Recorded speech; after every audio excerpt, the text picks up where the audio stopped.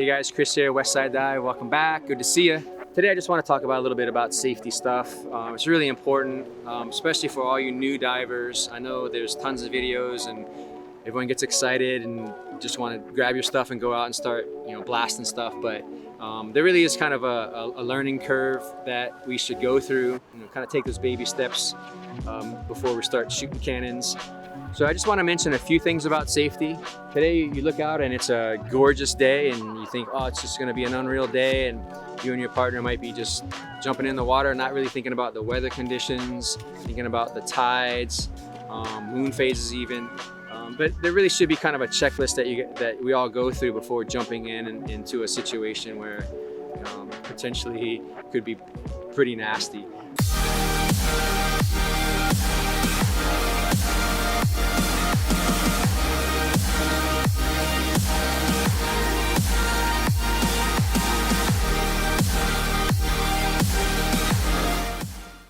Okay guys, one aspect of diving is really important is to have your float. It's actually law where we live.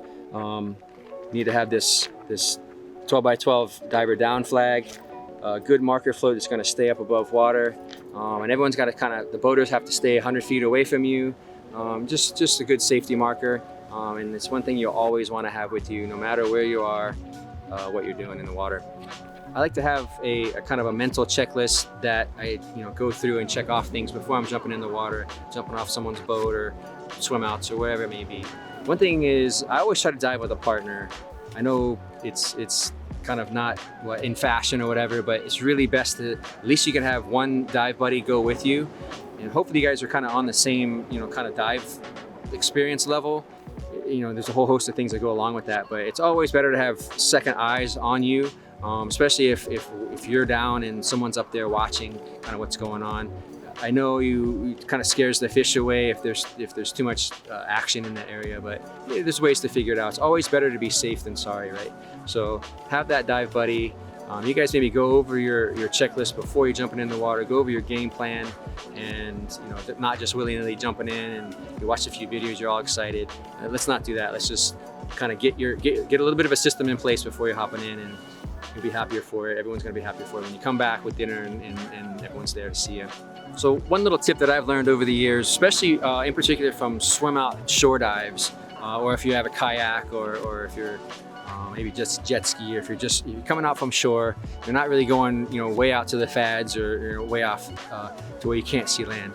If you're going out for a dive and you can look back and see land, you always kind of want to have a landmark to kind of every now and then just look up and check and see where you are. I personally like to do what I call triangulation. It's not the true definition of triangulation, but you'll pick two landmarks on land, and you're the third mark that's in the water. So that's like a triangle, right?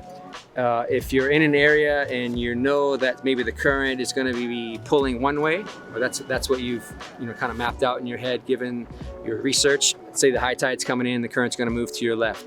So you've gotten out, you're shooting a few fish. Every now and then look up, kind of see off to your right, one landmark that you've marked in your head. It could be a tall tree, it could be a house, it could be something on the hill way up high, and then way off to your left, or kind of you'll figure it out in the water, not too far, but you'll kind of mark yourself off from something there. I like to look for things that are white, something that catches your eye as soon as you pop up and kind of look, and you'll see those marks. You'll be surprised. You kind of lose your mind right in your water diving experiences and the fish and everything, and you just get excited. You could be moved off very far from the initial mark that you're on. So every now and then I want to pop up, kind of see where I'm at. Maybe I've moved off of in between those two landmarks.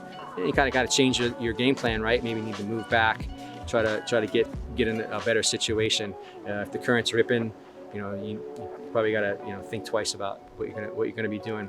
But yeah, always use a landmark. You can use one if you want, it doesn't matter. I just like to use the triangulation thing, and it seems to kind of keep me in my boundaries, I guess, keep me safer. Again, it's all about safety, getting what you want, having fun, enjoying the energy of the ocean and the water that you're in, and coming home to your loved ones. I'm sure we all check the weather before we go out and we're gonna do stuff. We need to kind of figure out what the weather's gonna be doing. If it's gonna be raining, front's coming in, it's gonna be stormy, maybe it's gonna be beautiful. So get in the habit of checking the weather, checking the water conditions wherever you may be going before jumping in. High tides, low tides are very important. Here out in the middle of the Pacific Ocean, I actually check the moon phases. Sometimes it's what we call a king high tide. So that means if it's a high tide and the moon's full, there's going to be a massive amount of water, more than usual, pushing up on land. The high tides and low tides can actually affect the water clarity as well. So these things are important. You know, first you're going to figure out kind of where you're going to go, who you're going to go with. It's going to be on a boat, kayak, swim out, jet ski, whatever it may be. Check your weather conditions. Is there going to be weather coming in later? Is it going to be nice all day? You know, things like this. You want to be thinking about these always before just jumping in the water.